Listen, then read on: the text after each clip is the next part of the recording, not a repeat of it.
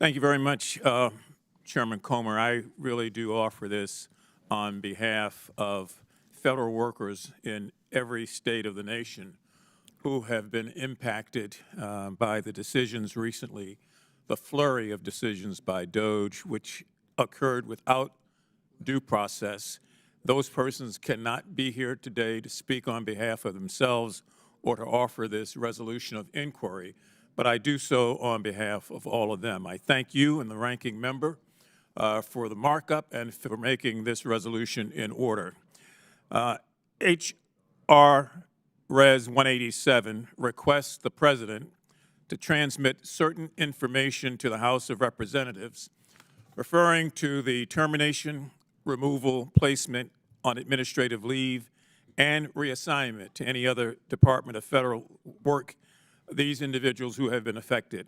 It also covers all of the Inspector Generals of the agencies that were also fired.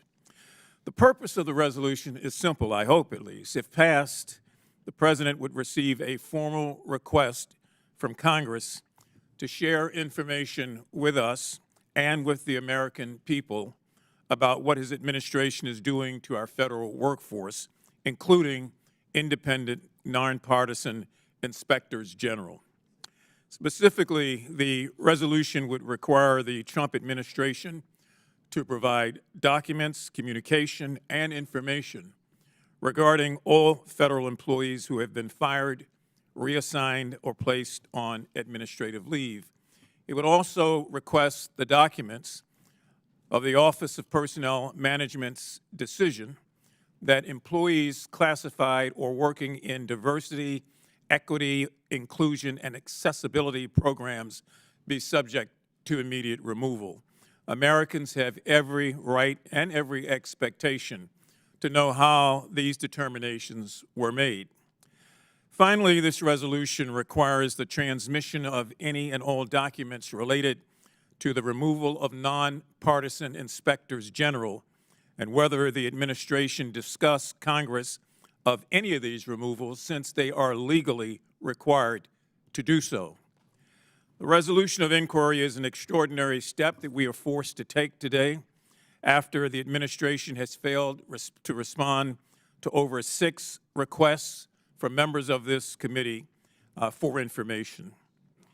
The simple fact is that Elon Musk and Donald Trump's actions at DOJ, or as I prefer to call it, the Department of Government Evil, affects constituents in every congressional district in America and affects the congressional districts, obviously, of every member of this committee.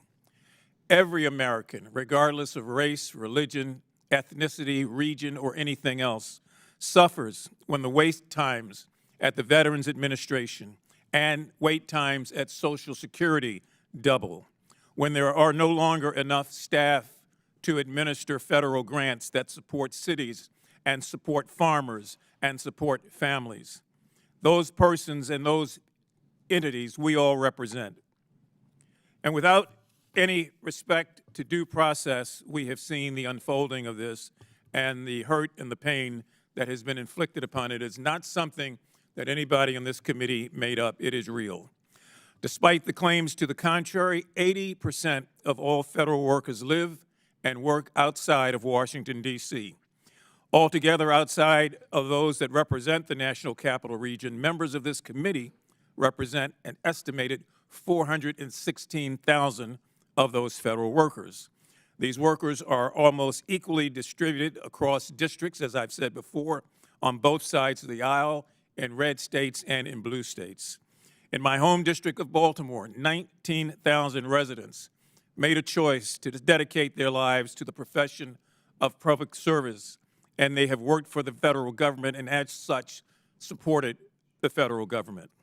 This resolution of inquiry is an opportunity for those constituents and really for all of our constituents to gain insight and transparency into why the Trump administration has made the decisions that they have made and give Congress an opportunity to fulfill our Article 1 responsibilities and demand real, intentional oversight.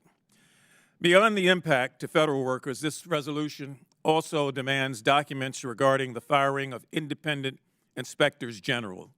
As the ranking member of the Government Operations Subcommittee, I agree with many of my colleagues on the other side of the aisle that our country needs reforms to reduce fraud, waste, and abuse, to make it work better for all that it is supposed to serve.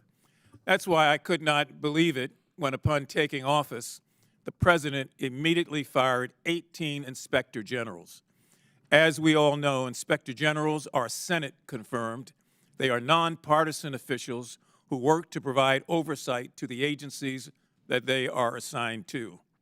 These inspector generals and their teams have decades upon decades of institutional knowledge of the problems facing agencies and, more importantly, how to fix those problems. Many of them have been making important reforms to reduce improper payments and fraud, but now they're not able to do that. And if there was any instance of their repeated efforts to bring about change, just remember that the Department of Defense has failed 7 straight audits. Any supporter of DOJ ought to have an interest in knowing why these inspector generals were illegally fired and why Congress didn't even receive notice as required under law.